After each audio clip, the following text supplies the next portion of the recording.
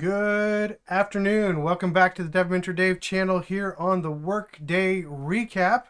Kind of a work week recap, actually, since we are here on a Friday. So good to see. Oh, sorry, things are falling around. No, put these over here. Okay.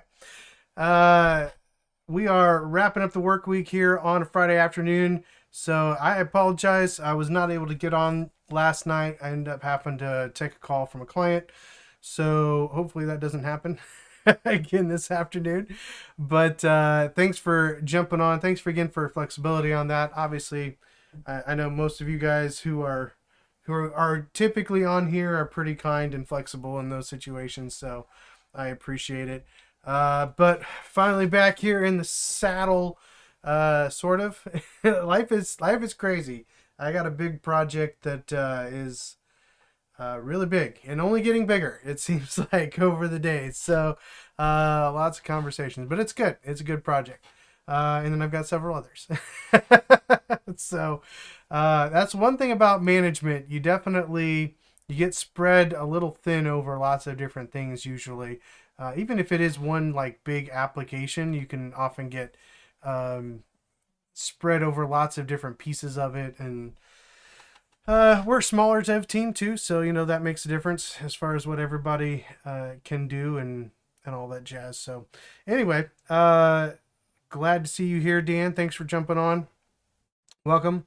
Hopefully we'll see Ming if he doesn't hate me too much for missing yesterday, especially Wednesday. I did say I was probably going to miss, and I ended up missing, obviously, and then yesterday. So I believe I should be available this tomorrow during our normal Saturday. So hopefully we'll pick up. Excuse me. Oh, never fails. And I talk all day long, so I don't think it's a thing. I don't think it's a problem with me talking. There's just something. Maybe it's the lights. I don't know. I haven't figured it out. For some reason, I always end up yawning on these Workday recaps. So maybe it's because I'm taking in more air because I'm talking more rapidly. Maybe that's the problem. Maybe I should just slow down and not talk so much in one sitting. It is sleepy time. I was joking with one of my teams I have an end of the week chat with, and it's that big project. And so I as they were giving their updates, some of them got a little long-winded, so I started pretending like I was falling asleep. Just to give them a little bit of a visual. Yeah, we need to keep things moving along. It's Friday afternoon. Nobody wants to stay here, right? So yeah, there's there's that. So good times. Yeah, so I don't really have anything specifically that I wanted to talk about. We'll probably keep this to our normal 30 minutes, maybe even less if nobody else jumps in here with something that they want to talk about. Because Dan already knows everything that I know, so we'll just be sitting here commiserating with one another for the next 26 minutes. So there's that. No, I tell you what, it really is. What's your take on systems design interview questions for hiring?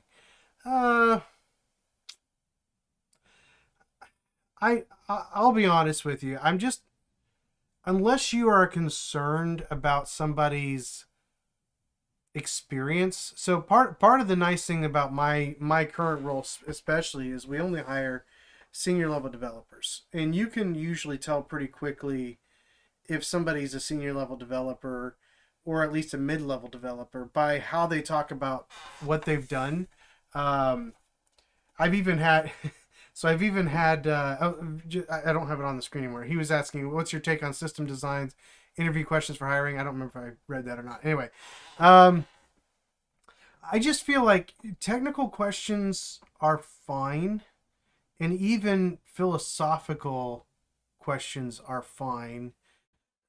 But I don't know that they really tell you that the person knows how to write good software, right?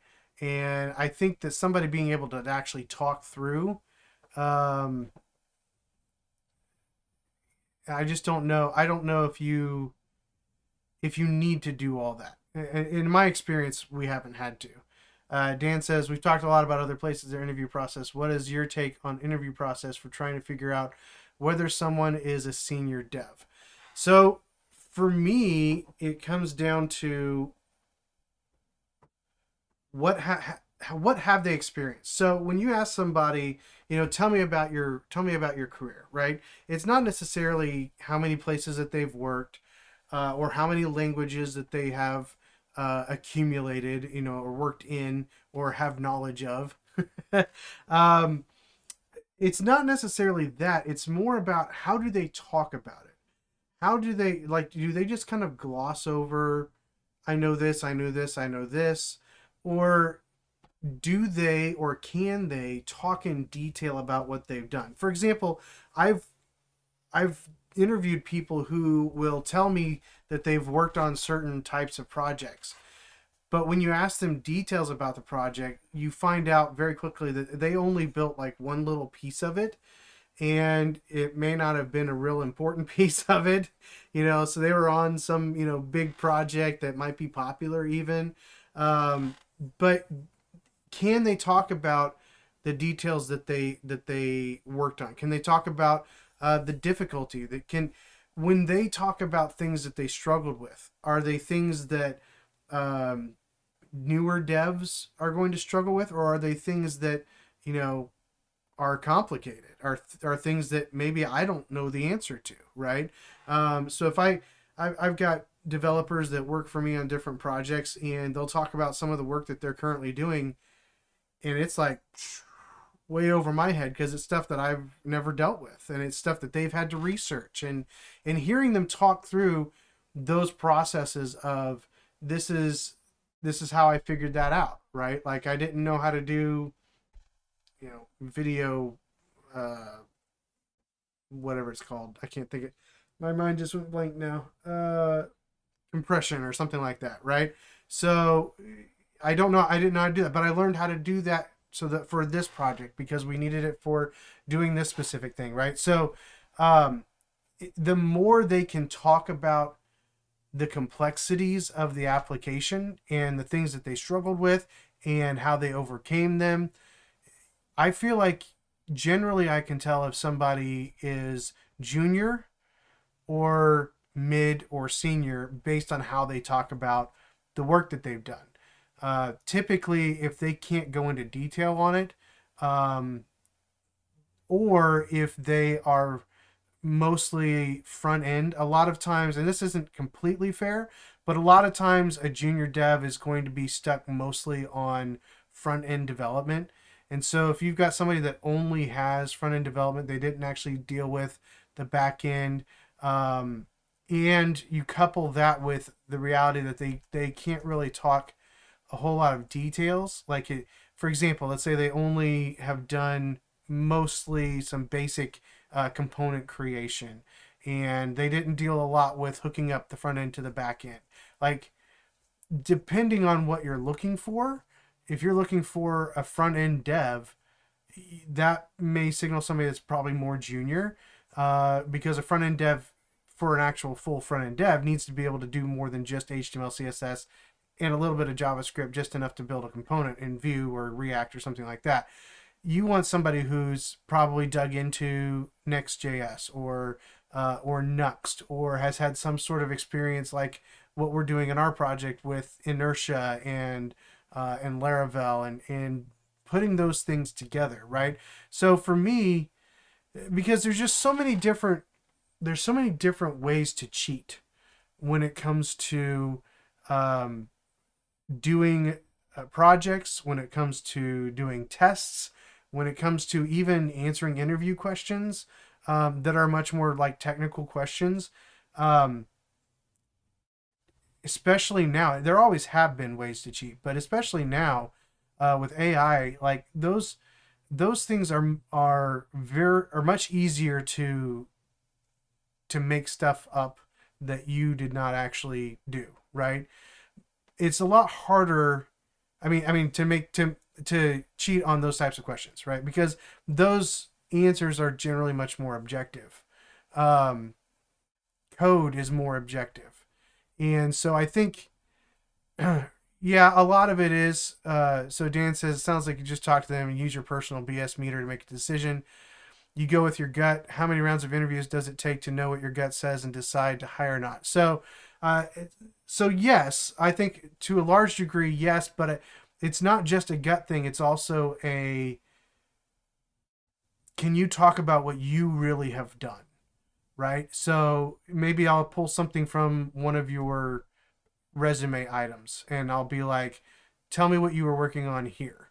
What was your most difficult situation code wise? What was the biggest problem you had to solve? How did you solve it? Uh, did you solve it? Did you work with other people? So it's not just a BS meter, but more a how deep can you go in discussing the topic before you hit a place where you don't know how to answer questions about it, right? And so a senior level dev is going to go much deeper. And they may be a senior level dev like me that doesn't know all the perfect technical terms. I don't care about that nearly as much as I care about knowing how you work and how you solve problems and um, how you can jump into a code base and learn it and things like that. I want to excuse me. Hey, I want to hear you talk about what you've done and what you've experienced because again, I always go back to there's three things that make a scene that are part of your progression from junior to senior dev, and that is your knowledge, your experience, and your confidence. You can be super overconfident and not have a lot of knowledge and not have a lot of experience. So confidence is kind of the least one, but you can have a lot of experience but not having a lot of knowledge. So you need all three to grow to move up the chain in my estimation. But it is very subjective. And I think that's just part of the problem with what we do. I don't know that we'll ever really find a good way to make that series of levels actually an objective thing. It's always going to be very subjective based on the people who are interviewing you, I think. So in my opinion, if you have the right people doing the interview for your company, there should be probably an initial phone screen to see if some of those kind of basic questions can be answered. Um, and then a regular interview that's maybe, half an hour, minimum half an hour, up to probably about an hour long, where a lot of that is them not just talking about. So I think one of the problems that we tend to have in interviews is we spend a lot of time allowing people to just kind of hash through their history. We have their history on a resume, right? So when we say tell me about yourself, or tell me about your journey or whatever it is, we're kind of wasting time. Really, we don't need to know about your journey. We need to know, what have you been doing? What are the things that you have done? What have you experienced? What do you know? Let's talk about the programming languages you know. Let's talk about the types of applications that you have built. Let's talk about the struggles that you've had to overcome in that process. The bigger thing for me as far as history is if you went to school or if you are self-taught, that might have some differences as far as how I evaluate some of your answers. But really, like, I don't need to know your life story. I need to know how you can talk about your experience, your knowledge, and your experience. And part of that is your confidence. So part of confidence is being able to talk about the things that you have done, the things that you know, and the things that you have done, and being willing to admit the things that you don't know. I think I've told this story before, but when I was interviewing at the second place that I worked full time outside of working for my brother, when I was interviewing there, they had an interview question that they told me straight up was just something that they always ask everybody, and most people don't know the answer. And so they asked me a question, and I said, I don't know the answer. So like, I mean, they made it easy to be confident in being not having the knowledge, which was nice. But I would have had the same answer no matter what, because at the end of the day, I knew what I knew, and if I didn't know something, I know that I can learn it, right? And by the way, it was a question about hoisting in JavaScript. And if you don't know what that is, you can go look it up. So I knew I knew that it happened. I just didn't know what the term was. And when they explained it, I was like, oh yeah, I know that works. So anyway, so I think it's not just a matter of complete subjectiveness, but I think part of the problem is companies have all these different steps and they don't get the right people in the interview at the first time. And they have to go through a bunch of processes because maybe they're just too big or they just can't get people on the same page. But I mean, we will usually have at least a couple people in our interviews from our side, maybe up to 3, depending on what we're hiring for. If we feel like we need maybe a little bit more of that, technical question, or we need to ask questions about experience in multiple areas that maybe not any one of us has experience in all of them. So we try to get everybody in one call, and that way everybody asks the questions that need to be asked.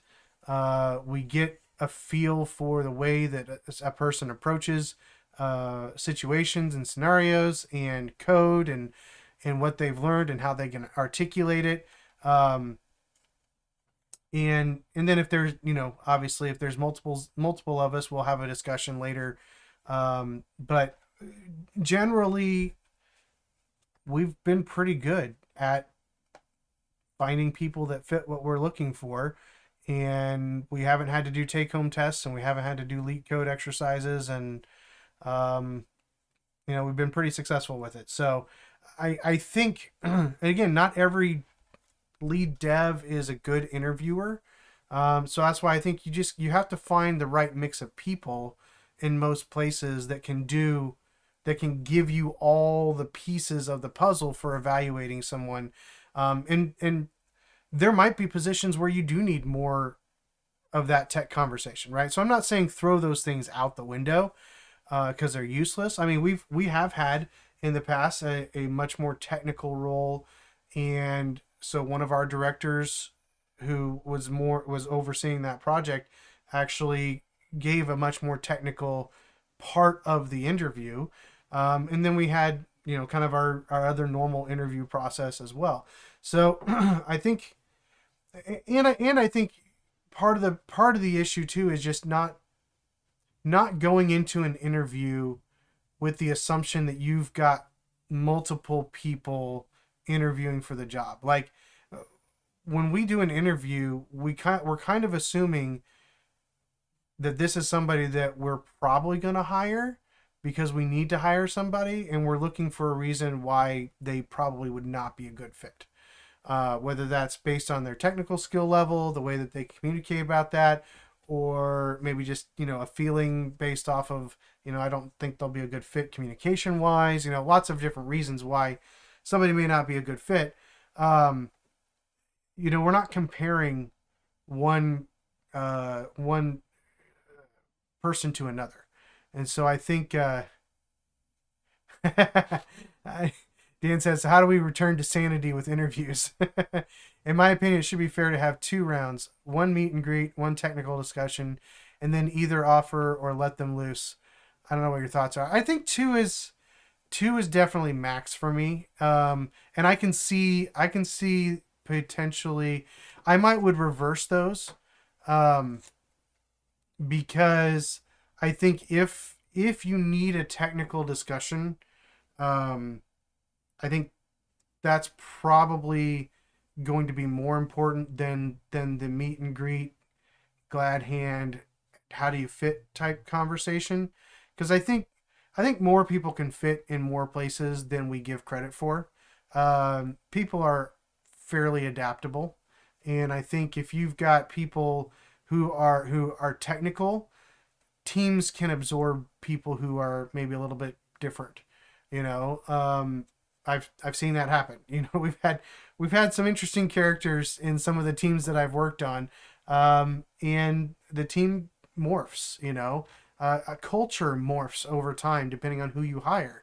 So I don't think it's not irrelevant, but I don't think it's as necessary to have maybe uh, a full meeting around like culture and things like that. Dan says, I think one chat mixed with technical questions would be perfectly fine, but I'd say I found it more common to have 6 rounds of interviews than 2. That is just, I'll be honest with you, maybe it's just a Midwest thing. I don't know, but it, I don't remember ever having more than 2 rounds in any company that I was seriously considering as an employer. Um, Now, obviously, with this current company, it was a little different because the owner contacted me on LinkedIn, so I didn't have to go through the first phone screen. I just had the one interview. But that I just don't understand why companies would need 6 rounds. Um, yeah, I mean, and again, I agree. I think a chat with mixed technical questions. I mean, especially if you're going a full hour, that's a lot of conversation, especially if they're mostly. Now, obviously, you've got some time in there where you're going to talk about the company, and benefits and, things like that, right? There's going to be conversation on your end as well. But for somebody to be able to fill, let's say, 40 minutes of conversation about what they know and what they've done and what they've experienced, that's somebody that's probably a senior level dev. If they're only filling 10 minutes, there's some of that subjectivity, right? That you can kind of tell they're gassed, right? They've used up everything that they had as far as knowledge, experience, and probably at that point confidence as well. So I think I just don't see a need to go more than just a 1 hour, and most people can go an hour. An hour should not be something that is overwhelming for us as developers, especially a senior level developer, right? So, uh, Dan says the only one I've had with less than 4 had 2 interviews, and one of them was 3.5 hours long. Wow. I guess so. My question would be, what is it that you're going to learn in hour 3 that you couldn't learn in hour 1? That would be a great question to ask um, a company. I really wish I could like actually talk to people who are making these decisions, because I would love to know, what are you learning in hour 3 that is so pivotal it couldn't be brought up in hour 1. Why would you need 3.5 hours? I just, I don't know, man. It just, how many people were involved in that interview too? That's another thing I want to know, Dan. Like, how was that, like a panel of people as well? Because that would be just crazy to spend 3.5 hours. Or was that, did that include some kind of like whiteboarding session? It almost has to be some sort of coding challenge or whiteboarding session or something for it to make any sense for it to take 3.5 hours. That's just crazy.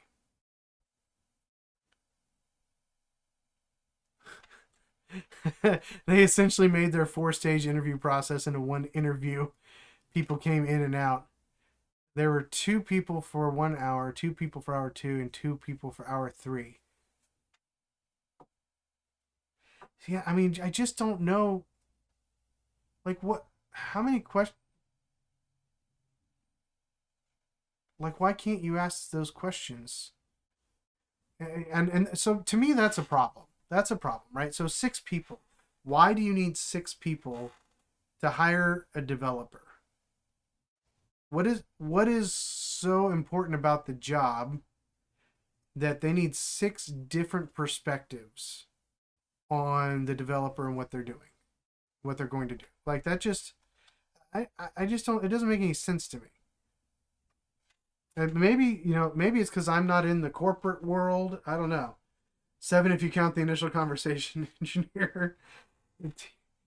The team is only 7 people, so I met the entire team. Okay. So that's the problem. The problem is they want buy-in and opinion from everybody on the team. Um, so what you're saying at that point is you don't trust a person in leadership to make a hiring decision for your company. That's what that comes down to. And maybe that's the general problem with most of these multi-step processes is they just don't trust the opinion of 1 or 2 people in their company to be able to determine if somebody is a good candidate for working there.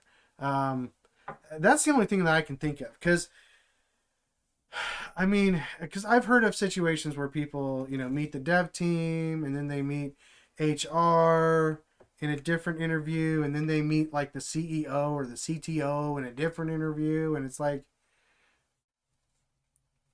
how often as a developer are you interacting with the CTO? That's a pretty small company if you are. Uh, like I don't know. I think it just comes down to either an assumption of incompetence by ownership and leadership and the people doing the interviews, or um, there's just some weird expectations or desire for buy-in from a certain number of people, or in this case, like the whole team. Um, I just think that at the end of the day, what that means is you don't trust the people in leadership to be able to find the right people for the team, and I think that that is a problem. That's a higher level problem.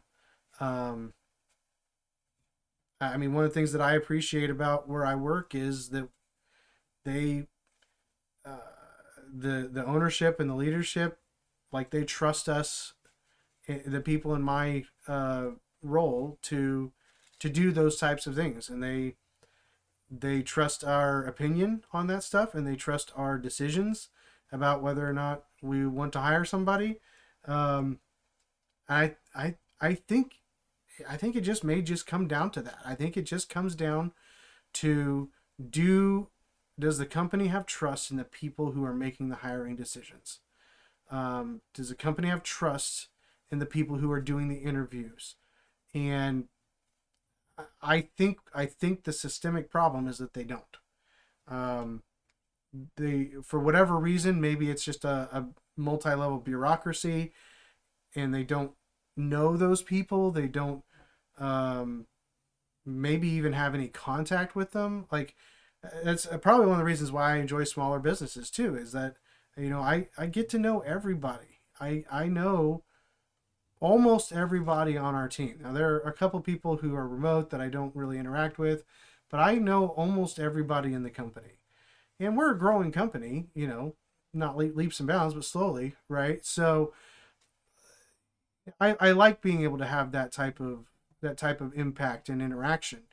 And maybe that's part of the problem is that this is with a lot of big companies. They have multi-step processes because they don't know the people that work for them, and they don't feel like they can trust the people that work for them to maybe have the company's best interests. I firmly believe that part of my job is to have the company's best interests in mind. I mean that's why even when I come in here on these live streams, if I'm talking about something that came up through conversations at work, I want to make sure I'm not giving too much information away, right? And I don't talk about who my employer. You can go find out who my employer is on my LinkedIn, but I don't talk about that because at the end of the day, one, this is separate from them, and two, I want to make sure that I leave them in the best light that I possibly can. And same thing is true in the interview process. I want to hire people that are going to not just not just work and do their job well, but work with the idea um, of making the employer successful. I don't think there's anything wrong with that. I think we've become so individualistic in the United States, especially, that we think that working in such a way that benefits somebody else is somehow immoral. And I think that just isn't true. Like the the ownership of a company takes on a lot of risk to run that company and to hire people. And unless they're doing something wrong or illegal, right? I want them to be successful, and I want to be a part of what makes them successful. Um, it's great if there's kickbacks for that, but even if there isn't, that should be our desire. And I think in many ways we often tend to, even in this market, look for a job that we can get paid for, and not necessarily a job that we can enjoy and enjoy working hard for the people, and working hard not just for my owner, but working hard for the other people on my team. Like, I want to work hard to make sure that the developers that are on my projects are successful, not just monetarily, but that they feel successful in the projects that they're working on. So I think there's just so much more wrapped up into a lot of the way that people interact with their companies, the way their companies interact with them. I think there's a lot of lack of trust in that process, and I think that's one of the reasons why you have all these multi-stage processes, is because leadership doesn't trust the people who are doing the interviews, and so they try to spread it out and mitigate risk.